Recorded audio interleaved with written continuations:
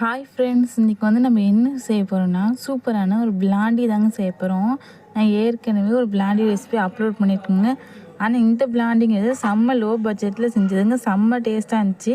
வாங்க இது எப்படி செய்யலாம்னு பார்க்கலாம்.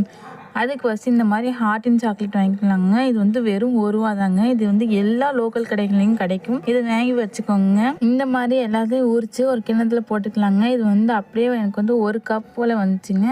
இப்போ வந்து நம்ம வந்து எந்த கப்பில் வந்து அளவு மெஷர்மெண்ட் பண்ணுதோமோ அதே கப்பில் தாங்க நம்ம லாஸ்ட் வரைக்கும் மெஷர்மெண்ட் பண்ண போகிறோம்.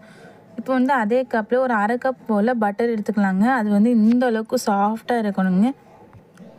நீங்கள் வந்து ஒரு அரை மணி நேரத்துக்கு முன்னாடியே வெண்ணெயை வந்து வெளியே எடுத்து வச்சுட்டா இந்த மாதிரி சாஃப்டாக ஆயிருங்க. இப்போ வந்து என்ன செய்யுங்கன்னா ரெண்டுத்தையும் ஒரே கப்பில் சேர்த்துடலாங்க. சேர்த்துட்டு இந்த மாதிரி ஒரு பானையில் தண்ணி வச்சுக்கோங்க. தண்ணி வச்சுட்டு அதுக்கு மேலே இந்த சாக்லேட்டையும் பட்டரையும் வச்சு உருக்கி எடுத்துக்கலாங்க. பாருங்கள், இந்த அளவுக்கு மெல்ட் ஆகி வரட்டுங்க.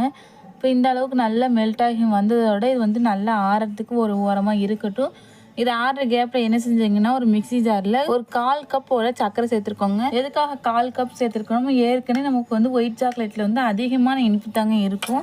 அதனால் 1/4 கப் போதுங்க. 1/4 கப்பை நல்லா பொடி பண்ணி எடுத்துக்கோங்க. இதுவும் ஓரமாக இருக்கட்டும். இப்போ வந்து நான் 2 முட்டையை எடுத்துக்கோங்க. இப்போ இந்த 2 முட்டையுமே ரூம் டெம்பரேச்சரில் தான் இருக்கணும்.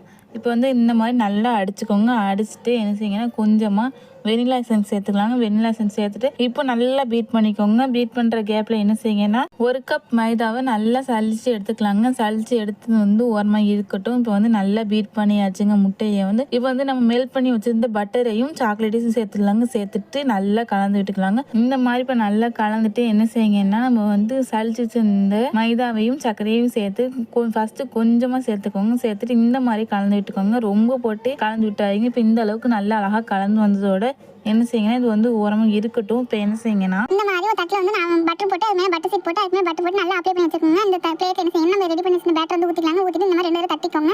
ஒரு ஸ்டிக்கை வச்சு நல்லா கலந்து விட்டு அதில் உள்ள பபிள்ஸ்லாம் போயிருங்க. போனதுக்கப்புறம் அதுக்கு மேலே நான் வந்து சாக்லேட் போட்டுக்கலாங்க. நான் வந்து கொஞ்சம் சாக்லேட் எடுத்து வச்சுருந்தேன், அதுதான் போட்டுக்கிறேன். போட்டுட்டு நல்லா உள்ளே அமுக்கி விட்ருக்கேன். அமுக்கி விட்டால் சூப்பராக இருக்கும். நான் வந்து இப்போ ஒரு பாத்திரத்துலலாம் வைக்க போகிறேன். நான் வந்து அதை ஃப்ரீ ஹீட் பண்ணி வச்சுருக்கேன் 10 நிமிஷம். அதில் வந்து இந்த மாதிரி வச்சு எடுத்தால் சூப்பரான நம்மளோட பிளாண்டி வந்து ரெடி ஆயிடுச்சுங்க. பாருங்க, ஓரக்கரையெல்லாம் எவ்வளோ அழகாக சூப்பராக செவந்து வந்திருக்குண்டு. கொஞ்சம் கூட நமக்கு வந்து பிளேட்லேயும் ஒட்டாதுங்க, பட்டர் ஷீட்லேயும் ஒட்டாதுங்க. இது வந்து பார்க்கும் போதே செம்மையாக இருந்துச்சுங்க. நான் எடுக்கும் போது எவ்வளோ சூப்பராக இருந்துச்சுன்னு தெரியாது. பாருங்க, நான் அப்படியே சும்மா சாதாரணமாக தூக்கிட்டேங்க. அந்த அளவுக்கு சூப்பராக இருந்துச்சுங்க. இது வந்து நீங்கள் ஒரு வீட்டில் ட்ரை பண்ணி பாருங்க. செம்ம டேஸ்ட்டாக வந்துச்சு. எப்படி இருக்குன்னு மறக்காம கமெண்ட் சொல்லுங்க. செம்ம டேஸ்ட்டாக இருந்துச்சுங்க. இந்த வீடியோ உங்களுக்கு பிடிச்சிருந்துச்சுன்னா லைக் பண்ணி ஷேர் பண்ணி கமெண்ட் பண்ணி மறக்காமல் சப்ஸ்கிரைப் பண்ணி வச்சுக்கோங்க. தேங்க்யூ.